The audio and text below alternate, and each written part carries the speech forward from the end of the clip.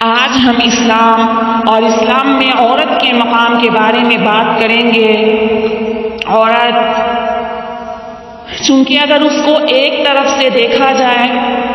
تو یہ سارے معاشرے کی بقا کا ذریعہ ہے، ساری دنیا اسی کی وجہ سے قائم ہے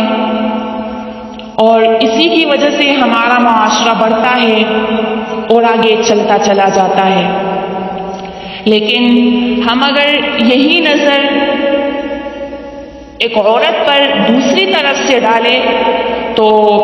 یہی عورت ہے جس کی وجہ سے ہمارا معاشرہ بگڑتا ہے اور جس کی وجہ سے ہمارے معاشرے میں فسادات پیدا ہو جاتے ہیں۔ لیکن یہ کب ہوتا ہے؟ جب ہم اپنے حقوق نہیں پہچان پاتے۔ اسلام نے ہمیں جو طریقے دیے ہیں ان طریقوں پر ہم عمل نہیں کر پاتے، ہم اپنا مقام اسلام کے نزدیک جو ہمارا مقام ہے اس کو پہچان نہیں پاتے اور اپنی ذمہ داریاں پوری نہیں کر پاتے، تبھی ہمارے ساتھ ایسا ہوتا ہے۔ اسلام نے تو ہمیں ہر طرف سے ایک عزت دی ہے، کبھی ایک بہن ہونے کی صورت میں، کبھی ایک بیوی ہونے کی صورت میں، اور کبھی ایک بیٹی ہونے کی صورت میں، اور کبھی ایک ماں ہونے کی صورت میں۔ اسلام نے تو ہر مقام پر ہماری حفاظت کی ہے اور ہمیں ایک تحفظ اور ایک اعلیٰ مقام دیا ہے۔ ہم اگر دیکھتے ہیں غیر مسلموں کو کہ وہ اس طریقے سے آزاد گھوم رہی ہے اور اپنی مرضیاں کر رہی ہے تو یہ ان کے آزادی کی قطعاً دلیل نہیں ہے۔ ہمیں یہ نہیں سوچنا چاہیے کہ وہ آزاد ہے، ان پر کوئی پابندیاں نہیں ہیں، وہ اپنی مرضی سے زندگی گزار رہے ہیں۔ لیکن اگر ہم ان کے معاشرے میں جائیں گے اور وہاں جا کر ہمیں یقیناً یہ پتہ چلے گا کہ ان کو 14 اور 15 سال کی عمر کے بعد اکیلے چھوڑ دیا جاتا ہے، ان کا کوئی بھی سہارا نہیں ہوتا، وہ جہاں جائے، جہاں اپنی زندگی گزارے وہ جا سکتی ہے اور اس کی جو ذمہ داریاں ہوتی ہے، اس کا جو بوجھ ہوتا ہے وہ ایک لڑکی اور ایک عورت خود اٹھاتی ہے، جبکہ ہمیں ہر طرح سے سپورٹ کیا جاتا ہے۔ اللہ تبارک و تعالیٰ نے عورت کی ایک نازک خلقت کی ہے، اس کے جسم کو نازک بنایا ہے، وہ اتنا بوجھ اور اتنا کام برداشت نہیں کر سکتی۔ اس وجہ سے اسلام نے ایک عورت کی جو ذمہ داری ہے وہ ایک مرد پر ڈالی ہے، اگر وہ ماں باپ کے گھر میں ہے تو اس کے والد پر ڈالی ہے، اس کے بعد اس کے شوہر پر ڈالی ہے، اور اسلام نے ایک مل جل کر رہنے والا معاشرہ بنایا ہے جس میں سب اپنے دکھ درد کو ایک دوسرے کے ساتھ شیئر کرے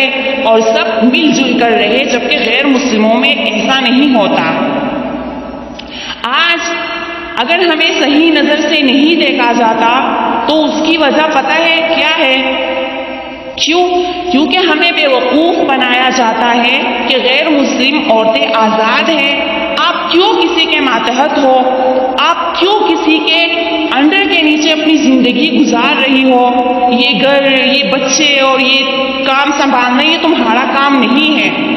تم ایک مرد کے برابر آ سکتی ہو۔ اور ہم بے وقوف بن کر ایک مرد کے برابر آنے کی کوشش کرتے ہیں، ان کی طرح کمانے کی کوشش کرتے ہیں، جبکہ اس میں ہم کامیاب تو نہیں ہو پاتے،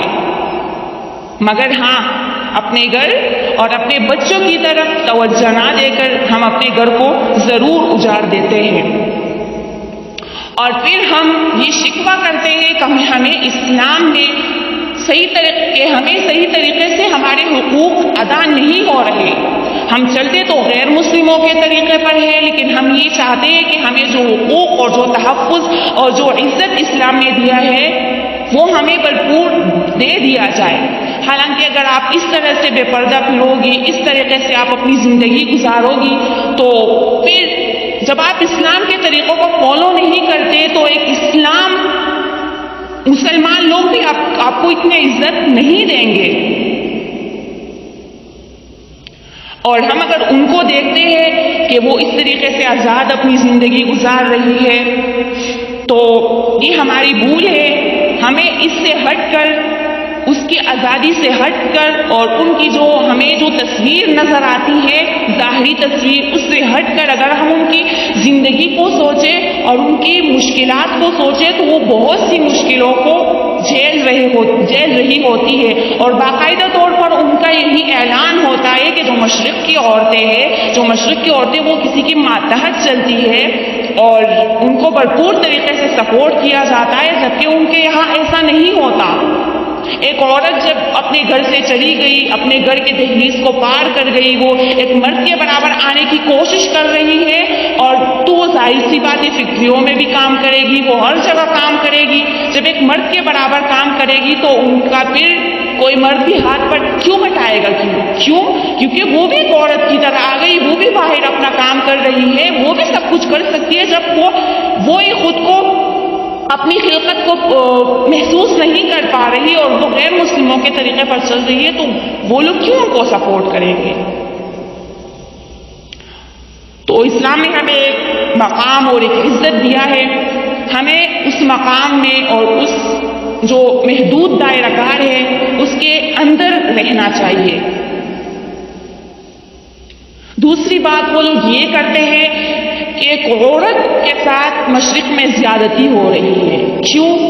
کیونکہ ایک بیوی کے حقوق کو 3 اور بیویوں میں تقسیم کیا جاتا ہے، ان کے ساتھ اور عورتوں کو شریک کیا جاتا ہے، یہ ان کی بے عزتی ہو رہی ہے، حالانکہ ایسا بالکل بھی نہیں ہے۔ ان کے نزدیک اگر عورت کو وہ اتنی عزت دیتے ہیں تو پھر ایک بیوی رکھ کر ہزاروں گرل فرینڈز اور ہزاروں دوستوں کے ساتھ پھر ان کا مل جل کر رہنا، یہ کیا عورت کی ایک عزت ہوتی ہے؟ اللہ نے جب ایک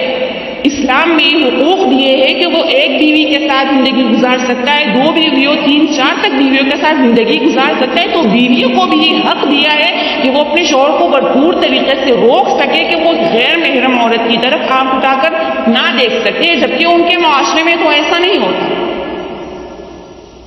ان کو اگر ایک بیوی رکھ کر یا بیوی نہ رکھ کر دوسری لڑکیوں کے ساتھ اس طرح سے تعلقات قائم کر سکتا ہے، دوستیاں نبھا سکتا ہے، تو ایک ذمہ داری اس سے ہٹ رہی ہے، وہ شادیاں کیوں کریں گے؟ تو وہ اصل میں عورت کو عزت نہیں دے رہے، وہ اصل میں عورت کی بے عزتی کر رہے ہیں۔ اگر وہ اصل میں عورت کی عزت کے قائل ہوتے تو وہ ان کو وہ مقام بھی دیتے جو ان کا اصل میں ہے۔ تو ہمیں اپنے اسلام کے طریقوں پر چلنا چاہیے، اور اسلام نے ہمیں جو مقام دیا ہے ہمیں اس کو فالو کرنا چاہیے، یہی ہمارا اصل مقام ہے۔ اگر ہم غیر مسلموں کے طریقے پر آئیں گے اور بھول کر ہم ایسی زندگی گزارنے کی کوشش کریں گے تو پھر ہم پچھتائیں گے ضرور، جیسے کہ وہ پچھتا رہے ہیں۔ وآخر دعوانا الحمدللہ رب العالمین۔